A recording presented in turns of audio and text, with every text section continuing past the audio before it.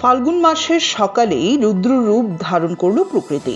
উত্তর ত্রিপুরার ধর্মনগরে হঠাৎ করে মেঘলা আকাশ, দমকা হাওয়া এবং বজ্র বিদ্যুৎ সহ বৃষ্টিতে জনজীবন বিপর্যস্ত হয়ে পড়ে। বসন্তের সকালে যেখানে রোদের দেখা থাকার কথা, সেখানে আকাশ জুড়ে ঘন কালো মেঘে ঢেকে যায় পুরো শহর। মেঘের ঘনত্ব বাড়ার সঙ্গে সঙ্গে শুরু হয় দফায় দফায় বজ্রপাত। পরিস্থিতি এমন পর্যায়ে পৌঁছায় যে দিনের বেলাতেই চারপাশ ঘুটঘুটে অন্ধকার ঢেকে যায়, যেন সন্ধ্যা পেরিয়ে রাত নেমে এসছে। রাস্তায় চলাচলকারী যানবাহনগুলোকে দিনের আলোতেও হেডলাইট জ্বালিয়ে চলতে দেখা যায়। বৃষ্টির সঙ্গে পাল্লা দিয়ে বইতে থাকে কাল বৈশাখের মতো দমকা হাওয়া। বজ্রপাতের বিকট শব্দে আতঙ্ক ছড়িয়ে পড়ে শহর জুড়ে। অসময়ের এই দুর্যোগে পথচারীরা নিরাপদ আশ্রয়ের খোঁজে ছুটতে থাকেন এবং অনেকেই কাজ ফেলে দ্রুত বাড়ির পথ ধরেন। এই পরিস্থিতিতে ধর্মনগর শহরের রাস্তাঘাট প্রায় জনশূন্য হয়ে পড়ে।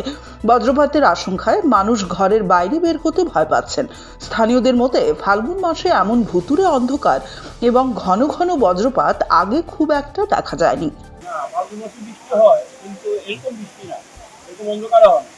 সকাল থেকে ওয়েদার কেমন ছিল? সকাল থেকে অন্ধকারটা পুরো একবারে মেঘলা, পুরো অন্ধকারই ছিল।